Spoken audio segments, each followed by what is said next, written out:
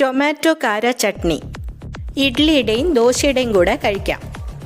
എരിവും പുളിയും മധുരവും ഉപ്പും ഒക്കെ ഒത്തുചേർന്ന നല്ല രുചിയുള്ള ടൊമാറ്റോ കാര ചട്നി. തേങ്ങ ചേർക്കുന്നില്ല, വളരെ പെട്ടെന്ന് ഉണ്ടാക്കാനും പറ്റും. 1 സ്പൂൺ എണ്ണയിൽ 10 വെളുത്തുള്ളിയും 1 പീസ് ഇഞ്ചിയും ഒന്ന് വഴറ്റിയിട്ട് 10 ഉണക്കമുളകും കൂടെ ചേർത്ത് വഴറ്റാം. ഇനി 2 സവാള ചെറുതായി ചോപ്പ് ചെയ്താൽ പെട്ടെന്ന് വഴറ്റാം. ഈ സവാളയും കൂടെ ചേർത്ത് വഴറ്റി നിറം മാറി തുടങ്ങുമ്പോൾ 2 ടൊമാറ്റോ ചോപ്പ് ചെയ്തതും കൂടെ ചേർക്കാം. ടൊമാറ്റോ സോഫ്റ്റ് ആകുന്നതാണ് പാകം.